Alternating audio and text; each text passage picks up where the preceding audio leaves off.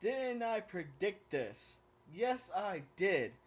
Not only we got a little more information about Thunder Core users, apparently there's neural type Thunder Core users, which I wonder if it's like, since it's neural type, probably faster thinking process, or be able to predict certain attacks, or maybe intelligence. This is this chapter was quite fun. This was a really fun chapter because not only we seen Tatsu in space trying to figure things out, but we got Alfred going up against one of these Thunder Corps soldiers, the Crusaders.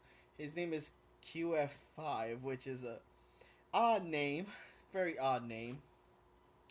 My boy Alfred looking bad ass again, and Alfred even shows more of his abilities of him being able to like basically how skillful he is manipulating his magnetism. Because this dude literally was controlling grenades, he was controlling guns. However, the thing that got me is, I believe next chapter we're gonna find out more about I guess these Thunder Corps Crusaders and some of their abilities because there's four of them. And what's wrong? I'll get to you later. Wow, that's my cat. Yeah, but my boy Alfred goes straight into the fight using his magnetism to hurry up and take down QF5. QF5. I don't know why that sounds funny to me. And when he uses magnetism to basically enfold everything to explode this guy, this dude quickly not only evaded the attack, but he basically outsped Alfred and struck him in the back. Well, it looks like the back of the arm, but I think it's the back. Now, this is the thing. He says, as I thought, tackling a neural type with hand-to-hand combat is suicide. So, now I'm thinking, we have Tatsu, who's once again, I guess, a physical enhancer Thunder Core user. Alfred, who's a magnetism, so he can manipulate something.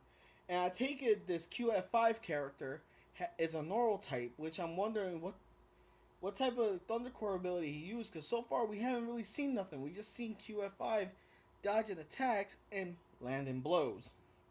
However, this battle also made Tatsu find out, hey, something's going on down there. There's magnetic energy afoot.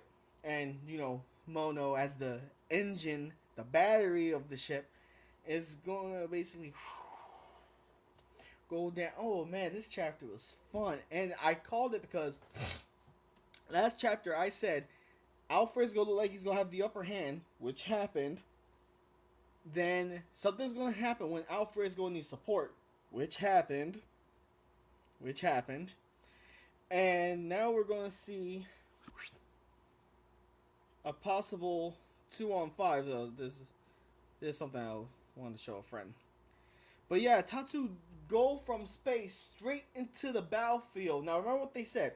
They said any ship that goes through that magnetic field usually gets destroyed. So I'm wondering, is the ship in one piece? Because I don't think I've seen a panel clarifying that the ship is in one piece. If it is, it was thanks to Mono's velocity with his Thunder Core ability. But we'll see. And then, yeah, the ship looks kind of safe. What do y'all think? I think the ship is somewhat safe. But I think the ship's going to need repairs after this whole fight's over. They'll stay there on that land for a while. We'll see what happens later on. And my boy Tatsu coming badass out the ship with the cap, saying, "What you doing sitting on the ground, Alfred? You gonna let these guys punk you?" Dude, Tatsu is the most chillest character out there, because like he knows he's badass. But now, like I said in the last chapter, we're gonna see Alfred and Tatsu versus the Crusaders, which we know one of the Crusaders is a neural type. So there's all kinds of abilities you could get when it comes to neurological abilities, like telekinesis or hyperactive thinking or brain processing. Like Slade, how Slade from DC, he has like 90% of his brain on like functionable or something like that. Probably something like that along the line. But I see Thunder. I see so far what I've seen from the Thunder Core abilities, they always have a weird elemental aspect. Like we saw with Atlas, he has something like fire. Tatsu, red lightning. Even though they all have lightning, but Tatsu specifically is red lightning that he could physically enhance himself.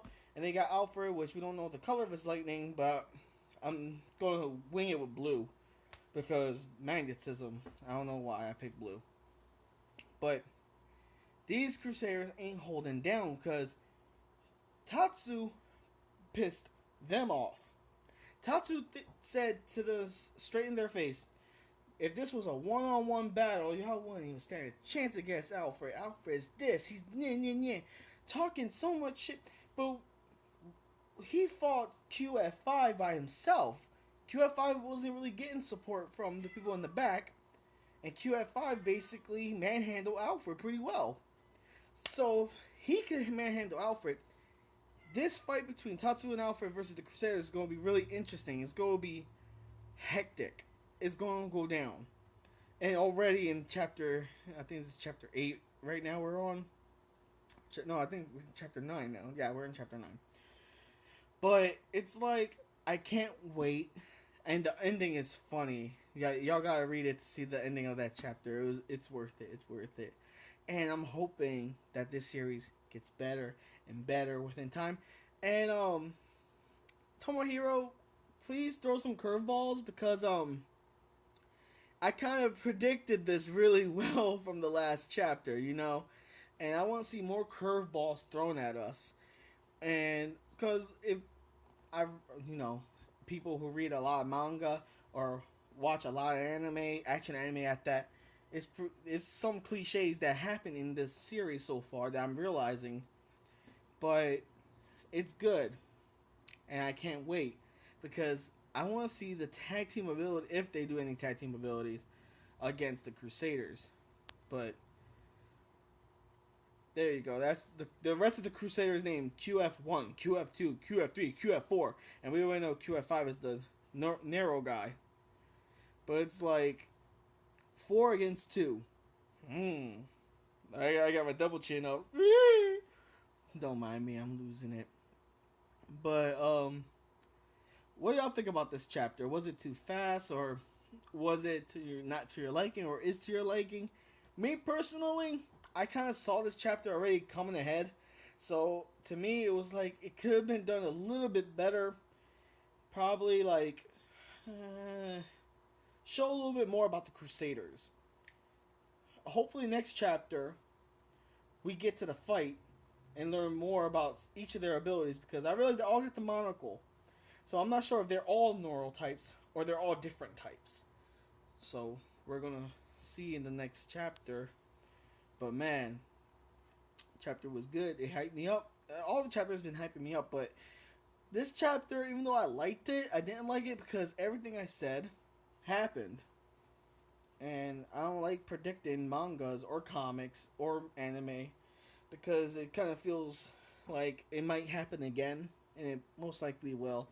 But I'm hoping, Tomohiro, please throw more curveballs at us. Don't be afraid to throw us off. You know what I mean? Just don't throw too many curveballs. Just throw enough. But yeah, this chapter was fun. I liked it. And I can't wait for chapter 10. And I'll see y'all in the next review. Bye. Ooh, I hit the volume.